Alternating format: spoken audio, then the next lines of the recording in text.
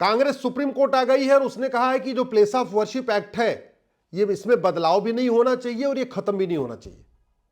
ये place of worship act Congress ने 1991 में बनाया था और ये बनाया था जिससे जो मुगलों ने हमारे मठ मंदिर को तोड़ा है हम उसको रिस्टोर न कर सके। ये कानून बना के कांग्रेस ने बाबर, हुमायूं, तुगलक, गजनी, गोरी, खिलजी, औरंगजेब के इल्लीगल काम को लीगलाइज कर दिया। कांग्रेस का इस कानून में यह लिखा हुआ है कि 15 अगस्त 1947 को धार्मिक स्थानों की जो स्थिति थी वो यथावत रहेगी। अब स्वाभाविक सी बात है, मुगलों ने हमारे मठ मंदिर को तोड़ा, अंग्रेजों के समय हम उसको रिस्टोर नहीं कर पाए। 15 अगस्त 1947 को भी हमारे मठ मंदिरों पे भी मुगलों के वंशजों का कब्जा था और अब यह कानून कहता है कि जो स्थिति थी वो कंटिन्यू रहेगी। इसका मतलब यह हुआ कि ना हम काशी को फ्री करा पाएंगे, ना हम मथुरा को मुक्त करा पाएंगे, ना हम भद्रकाली को मुक्त करा पाएंगे, ना हम अटाला को मुक्त करा पाएंगे, ना हम संभल को मुक्त करा पाएंगे, ना हम भोजशाला को मुक्त करा पाएंगे। जितने भी हमारे मठ मंदिरों को मुगलों ने तोड़ा था, यह कानून कहता है वो जो तोड़े गए स्थान है सब ठीक है, आप उसके लिए डिमांड मत करिए, उसको रिस्टोर करने की कोशिश मत करिए। और बेशर्मी देखिए, 1991 में यह कानून बनाया और अब 2025 में कांग्रेस सुप्रीम कोर्ट आ गई है इस कानून के समर्थन में और कांग्रेस का कहना है कि जो हम लोगों की याचिका है, हमने इस कानून को चैलेंज किया हुआ है, वो हम लोगों की याचिकाओं को डिसमिस कर दिया जाए। कांग्रेस ने एक बात तो यह कही है कि इस कानून से सेकुलरिज्म मजबूत होता है। इस कानून से सेकुलरिज्म मजबूत नहीं होता है, इस कानून से हिंदुओं का फंडामेंटल राइट का वायलेशन होता है। हिंदुओं को भी राइट टू आइडेंटिटी है, इस कानून के वजह से हम अपनी पहचान को पुनः प्राप्त नहीं कर पा रहे। इस कानून की वजह से हमारा राइट टू जस्टिस वायलेट हो रहा है, इस कानून की वजह से हमारा राइट टू रिलीजन वायलेट हो रहा है, इस कानून की वजह से हमारा राइट टू कल्चर वायलेट हो रहा है, इस कानून की वजह से हमारा राइट टू सोवरेनिटी वायलेट हो रहा है। यह लड़ाई हिंदू मुस्लिम की नहीं है, यह लड़ाई भारत की संप्रभुता और विदेशी आक्रांताओं के बीच में है। इस कानून के कारण हमारी धार्मिक स्वतंत्रता हमें नहीं मिल पा रही है, सांस्कृतिक स्वतंत्रता हमें नहीं मिल पा रही है, राष्ट्र की संप्रभुता को हम प्राप्त नहीं कर पा रहे। इस कानून की वजह, यह कानून कहता कोर्ट में आप जा ही नहीं सकते, यानी कोर्ट का दरवाजा बंद कर दे रहा है। कांग्रेस का कहना है कि हमारी जो पीआईएल है वो पॉलिटिकली मोटिवेटेड है। तो एक बात मैं आपको बता दूं, मैं पीआईएल फाइल करते समय किसी से पूछता नहीं हूं और इस पीआईएल के कारण बहुत हमने नुकसान भी उठाया। ये पीआईएल अगर हम फाइल नहीं करते तो आज भी हम भी कहीं सांसद होते या मंत्री होते। हमने 200 से ज्यादा पीआईएल फाइल किया है, शायद इसीलिए आज तक मैं सांसद, विधायक, मंत्री नहीं बन पाया। अगर पॉलिटिकली मोटिवेटेड होते तो हम दूसरों की वैगनार से नहीं चलते, दूसरों की दी हुई गाड़ी से नहीं चलते। अगर वास्तव में ये पीआईएल से हम पॉलिटिकली मोटिवेटेड होती और हमें कोई सहयोग होता, हमारा ड्राइवर भी कोई और किसी और ने हमें दिया हुआ है, गाड़ी हमारी किसी और की है। सच्चाई तो ये है। कांग्रेस ने यह भी कहा है कि अगर ये प्लेस ऑफ वर्शिप एक्ट खत्म हुआ तो देश की एकता अखंडता खतरे में हो जाएगी, खतरे में आ जाएगी। एक तरीके से धमकी दिया है कांग्रेस ने। अगर ये, इसका मतलब आज देश में अगर एकता अखंडता है इस कानून की वजह से है और कानून हटते ही, प्लेस ऑफ वर्शिप हटते ही भारत खंड खंड हो जाएगा। यह तो अपने आप पे धमकी है और एक तरीके से खुलेआम हिंदुओं को धमकी है कि तुम अपने अगर काशी, मथुरा, भद्रकाली, भोजशाला, अटाला को फ्री कराने की कोशिश करोगे तो भारत में फिर से विभाजन हो जाएगा। यह कांग्रेस की पीआई पिटीशन कह रही है जो उसने सुप्रीम कोर्ट में फाइल किया। एक बात मुझे समझ में नहीं आ रही है, 5 पॉलिटिकल पार्टियां आ गई लेकिन हमारे समर्थन में एक भी पॉलिटिकल पार्टी नहीं आई।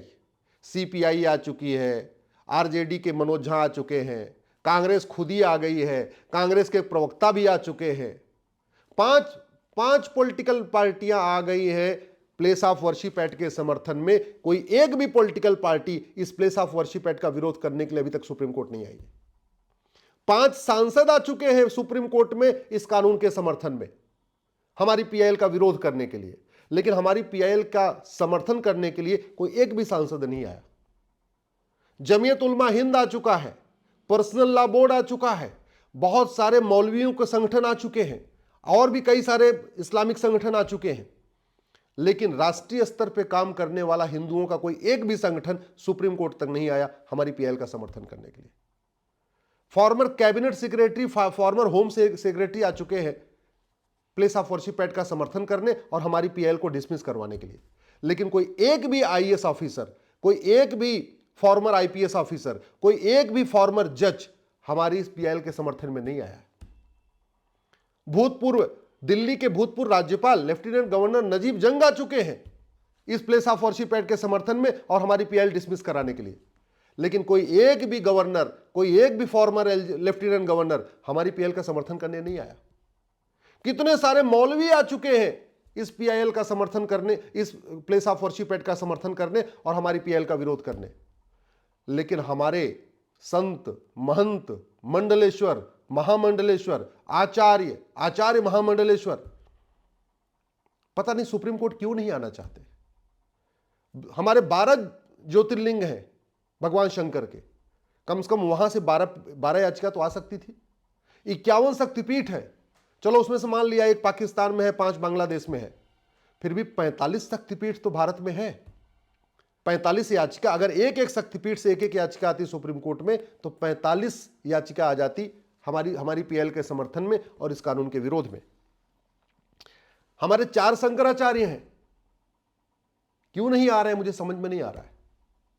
ये धार्मिक स्वतंत्रता का मामला है, ये राष्ट्रीय संप्रभुता की लड़ाई हम लोग लड़ रहे हैं।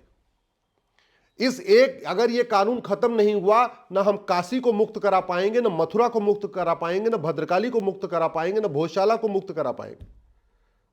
अगर ये कानून खत्म नहीं हुआ तो देश भर में जो मुगलों ने हमारे मठ मंदिर को तोड़ा था, हम उनको फ्री नहीं करा पाएंगे, हम उनको वापस बहाल नहीं करा पाएंगे। तो फिर इस कानून के विरोध में हमारे संत, हमारे महंत, हमारे आचार्य, हमारे मंडलेश्वर, हमारे महामंडलेश्वर, हमारे कथावाचक, हमारे मठ मंदिर के पुजारी क्यों नहीं आ रहे। अरे कम से कम जहां जहां पे हमारे मठ मंदिरों पे अवैध कब्जा है वहां के लोगों को तो आना ही चाहिए था सुप्रीम कोर्ट, वो भी नहीं आ रहे। न लखनऊ वाले आए, न अटाला वाले आए, न भद्रकाली वाले आए, न भोजशाला वाले आए, न मथुरा वाले आए, न काशी वाले आए। आना चाहिए उनको। यह हमारे स्वाभिमान का मामला है, यह धार्मिक स्वतंत्रता का मामला है, यह हमारी संप्रभुता का मामला है। और अगर भारत के स्वतंत्र होने के बावजूद, संविधान लागू होने के बावजूद हम अपने अगर मठ मंदिरों को मुक्त नहीं करा पाएंगे, फिर कब मुक्त करा पाएंगे। कांग्रेस का कहना है कि आप भूल जाइए पुरानी बातों को। हम लोग क्यों पुरानी बातों को भूल जाएं? क्या हम भूल जाएं कि गुरु गोविंद सिंह जी ने सनातन धर्म की रक्षा के लिए अपना गर्दन कटवा दिया था? हम भूल जाएं कि सनातन धर्म की रक्षा के लिए गुरु तेग बहादुर जी ने अपना बलिदान किया? हम भूल जाएं कि सनातन धर्म की रक्षा के लिए छत्रपति शिवाजी महाराज और संभाजी महाराज ने बलिदान किया? क्या हम भूल जाएं कि हमारे मठ मंदिरों को बचाने के लिए हमारे पूर्वजों ने बलिदान किया है? और जिन मठ मंदिरों को बचाने के लिए हमारे पूर्वजों ने अपना जीवन दे दिया, उन मठ मंदिरों को अगर हम कोर्ट में जाके लेने की कोशिश कर रहे तो कांग्रेस आके खड़ी हो जा रही है, सीपीआई आके खड़ी हो जा रही है, पॉलिटिकल पार्टियां आ रही हैं, सांसद आ रहे हैं। हमें उनसे, अरे वो आ रहे हैं तो आ रहे हैं, उनको मुस्लिम्स का वोट चाहिए, उनको तुष्टीकरण करना है, लेकिन जो राष्ट्रवाद की बात करते हैं वो खुल के क्यों नहीं सामने आ रहे हैं।